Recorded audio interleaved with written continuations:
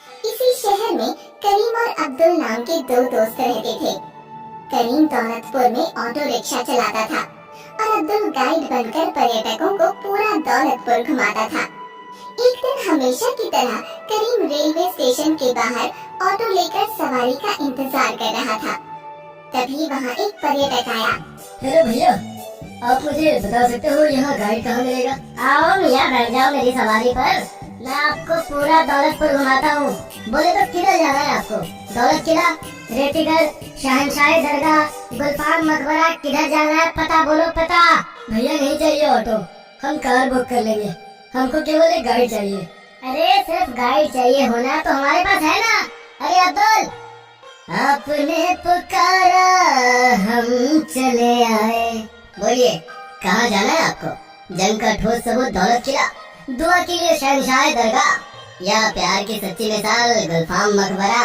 हमें पहले फेमस दौलत किला घूमना है। हाँ क्यों नहीं, चलिए अब्दुल के साथ। करीम के मुकाबले अब्दुल की आमदनी ज्यादा थी। करीम बहुत मेहनत करने के बाद भी थोड़े पैसे ही जमा कर पाता था और अपनी बूढ़ी माँ के साथ एक गरीब झोपड़े में रहता था। अब्दुल की आमदनी देखकर उसे भी लगता था कि वो भी अब्दुल की तरह कमाए, पर उसकी किस्मत कहाँ। पर्यटक के अब्दुल के साथ जाने के बाद करीम अपने आप से ही बोल पड़ा। क्या मियाँ, अब्दुल मियाँ भी वही दिखाते जो मैं दिखाता, फिर काय को इतना भेदभाव? करीम इस बात से काफी नाराज हो जाता है। उसी दिन शाम को अब्दुल करीम से सिफारिश करके करीम की माँ के हाथों के मटन पराठे खाने की इच्छा जाहिर करता है। यार करीम, बहुत दिन हुए तेरी अम्मी के हाथ के मटन पराठे नहीं खाए, आज हो जाए। आज क्यों, मतलब शुक्रवार को खाते हैं ना? नहीं, आज ही खाने का मन है। तू क्यों मना कर रहा है? अम्मी को बोलूं तो वो बना भी देगी, तेरी तरह मना नहीं करेगी। आज शाम को आता हूँ मैं। करीम अब्दुल को मटन पराठे इसलिए खिलाने से कतरा रहा था क्योंकि उसके पास मटन खरीदने तक के पैसे नहीं थे। अरे अब्दुल मियाँ, अम्मी तो बना देगी, पर मटन के लिए पैसे कहाँ हैं मेरे पास जो ला कर दूँ? करीम इस बात से बहुत परेशान हो गया। उसे समझ नहीं आ रहा था कि शाम को अब्दुल को पराठे खिलाने के लिए मटन कहाँ से लाए। परेशान होकर करीम सईद मटन वाले के पास जाता है। मियाँ, थोड़ा एक पाव मटन देना, पैसे बाद में दूँ तो चलेगा? नहीं भाईजान, ऐसे नहीं देते उधारी। करीम उधार मटन लेने के लिए शहर के हर दुकान पर जाता है, पर उसे उधार देने से हर कोई मना कर देता है।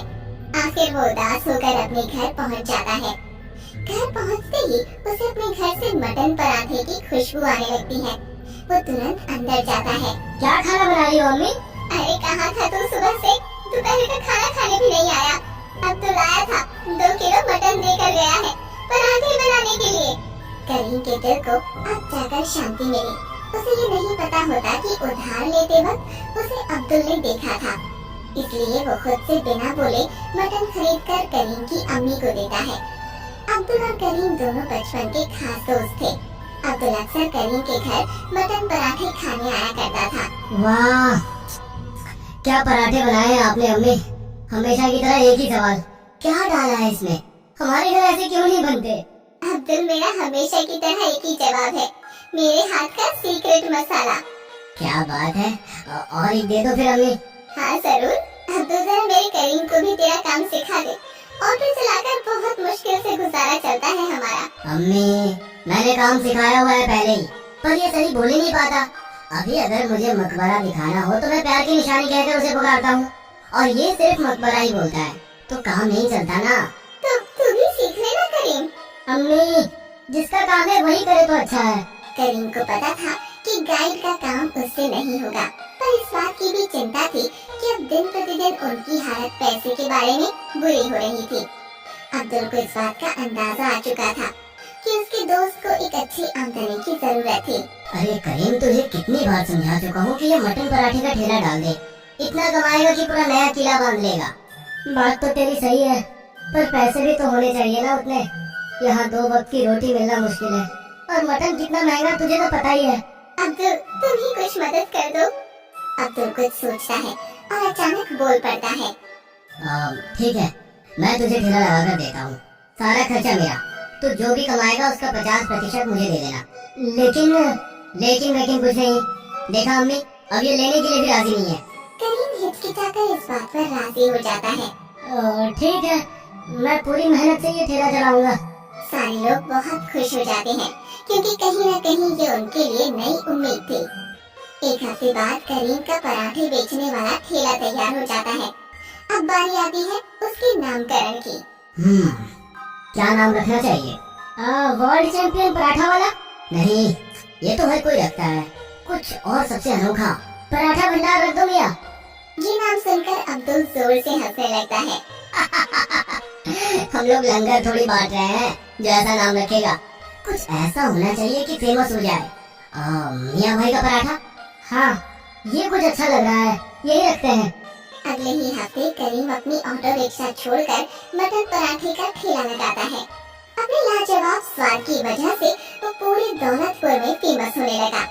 अब्दुल भी अपने सारे पर्यटकों को वो पराठे खिलवाता था।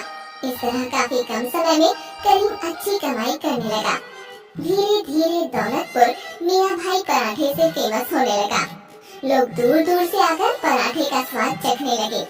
बढ़ते धंधे के साथ अब्दुल की भी कमाई दुगनी हो गई, पर अपनी मेहनत का आधा हिस्सा अब्दुल को देने में करीम को हिचकिचाहट होने लगी। धीरे धीरे करीम कमाई का कुछ हिस्सा छिपाने लगा। इस बात की खबर अब्दुल को बिल्कुल भी नहीं थी।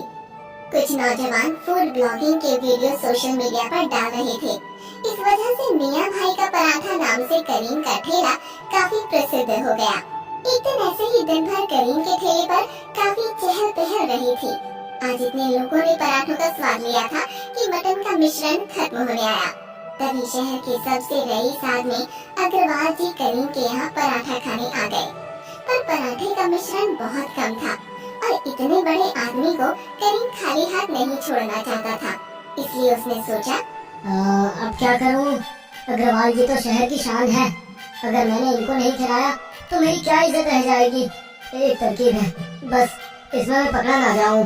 करीम सभी ग्राहकों से समय लेकर एक किराने की दुकान पर जाता है और सोयाबीन की बड़ी लेकर घर से पिसवा कर लाता है ताकि वो मटन के मिश्रण में मिला दिया जाए और ज्यादा मसाला डालकर वो अग्रवाल जी को भूखा पेट न जाने दे।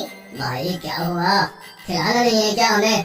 नहीं मालिक, वो तो मैं ताजा मसाले लेने गया था ताकि आपको बढ़िया पराठा बना के खिलाऊं। ठीक है भाई, इतना इंतजार किया तो बढ़िया बनाना। करीम नई तरह से बनाया हुआ सोयाबीन का मिश्रण मटन के मिश्रण के साथ मिला देता है और उसी का पराठा बनाता है। ज्यादा मसाला और घी होने की वजह से अग्रवाल जी को भी पता नहीं था कि मटन के साथ कुछ और भी मिला था। अग्रवाल जी पराठों के स्वाद से काफी खुश हो गए और करीम को शाबाशी दी। वाह, क्या पराठे थे, मजा आ गया। बहुत बढ़िया करीम, ऐसे ही दौलतपुर की शान बढ़ाना। करीम अंदर ही अंदर बहुत खुश हो गया। अरे वाह, क्या बात है, ये तरकीब तो बहुत काम की है। इतना महंगा मटन रोज रोज लाने की जरूरत ही नहीं है। इसमें मैं सोयाबीन की बड़ी ही डाल दूंगा और अब्दुल को भी क्या ही पता चलेगा। करीम को बढ़ती सफलता की वजह से काफी लालच आ चुका था। वो हर चीज में पैसे बचा रहा था। कल जो दिन रात मेहनत करने वाला करीम था, वो आज बेईमान हो चुका था। करीम जो असल में अब्दुल के ठेले पर काम कर रहा था, वो मटन के लिए पैसे तो अब्दुल से लेता था, पर कमाई का आधा हिस्सा अपने पास रखकर चुराने लगा था। अरे अब्दुल, जरा मटन के लिए पैसे देना। मटन खरीदने के पैसे लेकर भी वो सोयाबीन का मिश्रण पराठों में भरता था। धीरे धीरे इस बेईमानी की वजह से उसके खिलाफ लोग अपनी आवाज उठाने लगे। करीम के खिलाफ लोग अपने सोशल मीडिया माध्यम से नाराजगी दिखा रहे थे। ये खबर फैलते अब्दुल के पास पहुंची। करीम के मिलावट वाले पराठे की बात अब्दुल को किराने वाले काका से पता चल चुकी थी कि करीम हर हफ्ते काका से सोयाबीन की बोरी खरीद रहा है और मटन के साथ मिला रहा है। पर करीम और अब्दुल बचपन से काफी अच्छे दोस्त थे, इसीलिए अब्दुल ने काका पर भरोसा नहीं किया। कुछ भी, मैं करीम को बचपन से जानता हूँ, वो ऐसा नहीं करेगा, वो मुझे धोखा नहीं देगा। लेकिन आजकल तो सारे लोग यही बोल रहे हैं कि करीम अपने पराठे में मिलावट करता है। मुझे जाकर देखना ही होगा। अब्दुल करीम से मिलने दूसरे ही दिन सुबह सुबह बिना कुछ बताए करीम के घर पहुंचा और खिड़की से झांककर उसने जो देखा उसकी आंखें भर आईं। वो तुरंत अंदर जाकर करीम को डांटने लगा। बेईमान, तुझ पर भरोसा करके मैंने तुझे पैसे दिए और तू आज मुझसे बेईमानी कर रहा है। आज के बाद उस ठेले पर तुम्हारा कोई हक नहीं है। हाँ जा जा, बड़ा आया, मेरे को तू सिखाता, मेहनत तो मैं ही करता था ना, मैं खुद का ठेला लगा लूंगा। दूसरे ही दिन चोरी किए हुए पैसे से वो एक और ठेला लगवाता है, पर लोग तो पहले वाले ठेले पर ही जा रहे थे, क्योंकि ये ठेला और कोई नहीं, करीम की माँ खुद चला रही थी। करीम की बेईमानी को उसकी अम्मी ने कभी सहारा नहीं दिया था, और अब्दुल को पता चलने पर अब्दुल की बात मानकर करीम की अम्मी करीम का ठेला अम्मी जान के पराठे नाम से चलाने लगी। कुछ ही दिनों में करीम के सारे चोरी के पैसे खत्म हो गए, और उसे ये सबक मिल गया था कि बेईमानी की कमाई ज्यादा दिन नहीं टिकती, और कोई अकेला उस ठेले के सफलता का कारण नहीं था, बल्कि सब लोगों की मेहनत से ये सफलता मिली थी। करीम को अपनी गलती समझ आ चुकी थी, इसलिए उसने अब्दुल और अपनी माँ से माफी मांग ली। अब्दुल, मुझे माफ कर दो मियाँ, मैंने तुम्हारा विश्वास तोड़ा है और अपनी अम्मी की भी बात नहीं मानी, पर अब मैं सुधर गया हूँ, मुझे भी अपने साथ ले लो, हम साथ में ठेला चलाएंगे। अब्दुल और अम्मी ने करीम की गलती को माफ कर दिया और तीनों